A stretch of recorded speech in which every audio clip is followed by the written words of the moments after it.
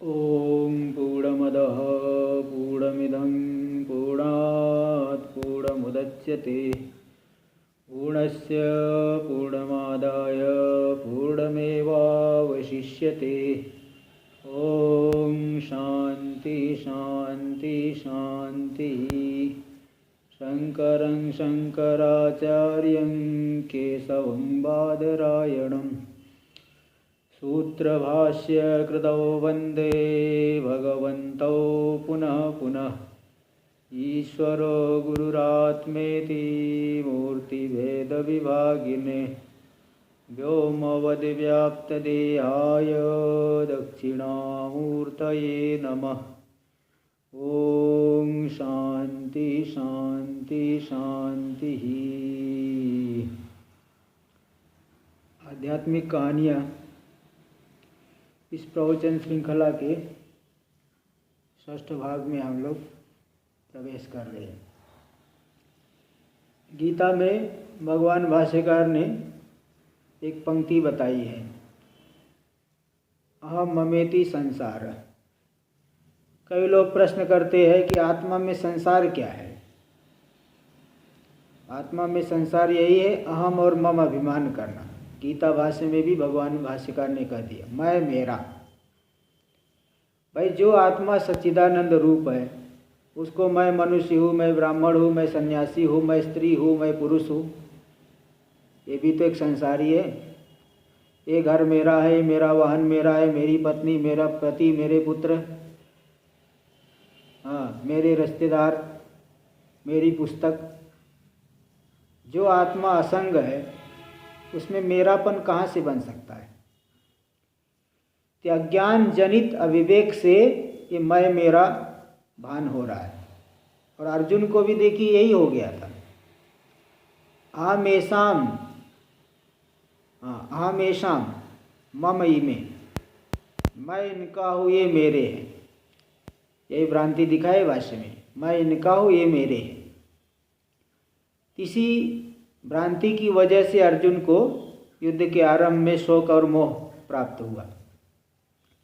तो जो जीव नाना प्रकार के अभिमान करता है, कुछ अभिमान तो जन्मजात प्राप्त होते हैं। जैसे आप जिस जाति में पैदा हुए वो पैदा होते उसी जाति में, जाति का अभिमान होगी। जिस देश में पैदा हुए हो पैदा होते उस जगह का अभिमान होगी। कुल का अभिमान, जाति का अभिमान है ना। फिर इसी प्रकार शरीर का अभिमान। और कुछ अभिमान तो कालांतर में प्राप्त होते हैं। इंजीनियर हो गए उसका अभिमान, साधना करने यहाँ तक कि साधना करो, जप करने लगो तो जपी हो जाएंगे, बोले मैं जपी हूँ। तप करने लगे तो मैं तपस्वी हो गया। ध्यान करने लगे तो मैं ध्यानी हो गया। योग करने लगे तो मैं योगी हो गया। संन्यास ले लिए तो मैं सन्यासी हो गया। समाज सेवा करने लगे मैं समाज सेवी हो गया। अब ये सब चीज़ें जो है, और कितने भी साधना करो ये भी अभिमान आ जाता है और अभिमान मिटता नहीं। इसलिए शंका बनती है भाई ये अभिमान तो बढ़ते ही जा रहा है। जैसे जैसे साधना करो वैसे वैसे अभिमान बढ़ते जा रहा है। तो आखिर इनसे मुक्त कैसे होंगे। इसका जवाब है आत्म साधना करने से, विवेक करने से। जब आप शास्त्र उपदेश सुनोगे, विवेचन करोगे, तभी अभिमान मिटेगा। शरीर आदि ये सब अनात्मा है। अनात्मा से इस शुद्ध आत्मा का विवेचन करोगे तभी जो है, जब शरीर ही अलग अपने से जान लिए तो शरीर को लेकर के अभिमान मिट गया और शरीर के संबंधियों को लेकर के अभिमान मिट जाएगा। उसके बिना मिटेगा नहीं। इस विषय में एक दृष्टांत आता है कि कोई किसी गांव में एक वृद्धा रहती थी। और वृद्धा घर था, सामने छोटा सा बगीचा भी था और बाउंड्री थी। तो एक दिन क्या हुआ, वो जो बाउंड्री का वो थोड़ा दरवाज़ा बंद करना भूल गई वृद्धा ने। तो उस दरवाजे से एक बिल्ली घुस आई और घुस करके दरवाजे के सामने आके बिल्ली मर गई। बूढ़ी थी बिल्ली, आके मर गई। और सुबह तक जब वो सो के उठी वृद्धा तो दुर्गंध आ रही है। देखा अरे बिल्ली मरी पड़ी है। अब उस बिल्ली को उठा करके कि चलो इसको फेंक के आती हूँ, उठा करके फेंकने गई और जाते समय वो बाउंड्री का दरवाज़ा खोल के चली गई। तो जब दूर फेंक करके आई तब तक देखा कहीं से एक बूढ़ा ऊँट आकर के घर के सामने मरा पड़ा है, क्योंकि दरवाज़ा खोल के चली गई थी। और बुढ़िया ने सोचा अरे पहले तो एक छोटी सी बिल्ली मरी थी, उसको तो चलो आँख नाक दबा करके इन प्रकार न फेंक के आ गई, लेकिन ये ऊँट मरा पड़ा है, इसको कैसे अब हटाओ। उसको बड़ी परेशानी उठानी पड़ी, लोगों को बुलाना पड़ा, फिर उसको जो है इन प्रकार बड़ी परेशानी से फिर ऊँट को ले जाके फेंकना पड़ा। तो इसलिए बुढ़िया ने संकल्प किया नहीं कि ये दरवाज़ा हमेशा बंद ही रखना है। ऐसे यहाँ पे देखिए हम लोग भी दरवाज़ा खोल देते हैं, साफ करना तो चाहते हैं, कुछ जप कर रहे, कुछ ध्यान कर रहे, साफ करने की कोशिश तो कर रहे हैं, लेकिन दरवाज़ा खुले रहने की वजह से अभिमान बढ़ते ही जा रहा है। इसलिए उस दरवाज़ा को बंद करने का उपाय क्या है? दरवाज़ा को बंद करने का उपाय है विवेक करना। जब तक आप शरीर आदि से विवेचन नहीं करोगे तब तक ये दरवाज़ा कभी बंद होगा नहीं। इसलिए विवेक चूड़ामणि में एक श्लोक आया, अज्ञान योगात् परमात्मनस्तव तव यनात्मबंधस्ततएव संसृतिः तयोर्विवेकोदितबोधवह्निर् अज्ञानमूलं प्रदहेत् सकार्यम्। अज्ञान योगात् परमात्मनस्तव, हे शिष्य तुम परमात्मा रूप हो, लेकिन अज्ञान के योग से तुम्हारे अंदर अनात्मा रूपी बंधन लग गया। अनात्मा के साथ आध्यात्म जो तुम्हारा बढ़ते जा रहा है, अनात्मा रूपी बंधन अज्ञान योगात् परमात्मनस्तव यनात्म बंधस ततएव संसृति। अनात्मा रूपी बंधन लगा, अहम मम भाव हो गया, फिर संसार ही बढ़ते जा रहा है। अब फिर क्या करे?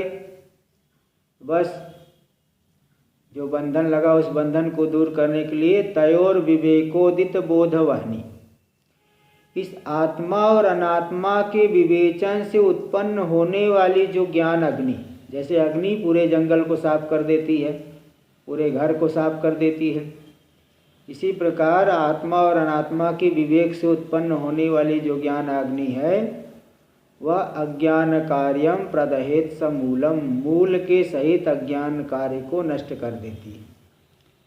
इसलिए जिस व्यक्ति को, जिस साधक को इस अध्यात्म मार्ग में आगे बढ़ना है तो विवेचन बहुत आवश्यक है। जिसको सांसारिक फल चाहिए तो सांसारिक साधनों को करता है। भाई पैसा कमाना है तो उसका उपाय व्यापार और कृषि आदि है, नौकरी है। कीर्ति चाहिए तो कीर्ति के लिए अन्य कुछ समाज सेवा आदि करे, उपकार करे, ठीक है। बल ज़्यादा चाहिए तो व्यायाम आदि करना पड़ता है। तो इसी प्रकार अगर सांसारिक फल से ऊपर उठ गया है तो विवेचन बहुत जरूरी होता है। भगवान भाष्यकार ने भी ईशावास्य उपनिषद में जो चंदन लकड़ी का दृष्टांत दिया कि चंदन की लकड़ी कीचड़ में गिर गई, दुर्गंध आने लगी, अब उसके ऊपर चाहे कितना भी सुगंध छिड़को वो दुर्गंध नहीं हटेगी। इसलिए उस दुर्गंध को दूर करने का उपाय है कि जो कीचड़ अंश है उसको धो दीजिए और थोड़ा जो लकड़ी सड़ गई है उसको घिस करके हटा दीजिए, अपने आप चंदन की सुगंधी प्रकट हो जाएगी। किसी प्रकार अनात्मा का जो संबंध है वो मिटाए बिना इस मार्ग में आगे नहीं बढ़ सकते। तो ये मुख्य बात है। इसलिए विवेक, आत्मा अनात्मा विवेक अत्यंत जरूरी होता है वेदांत के साधक के लिए। आगे फिर हम लोग अगले प्रसंग में विचार करेंगे। ओम पूर्णमदः पूर्णमिदं पूर्णात् पूर्णमुदच्यते पूर्णस्य पूर्णमादाय पूर्णमेवावशिष्यते। ओम शांति शांति शांति। शंकरं शंकराचार्यं केशवं बादरायणं सूत्रभाष्यकृतौ वन्दे भगवन्तौ पुनः पुनः। ईश्वरो गुरुरात्मेति मूर्तिभेदविभागिने व्योमवद्व्याप्तदेहाय दक्षिणामूर्तये नमः।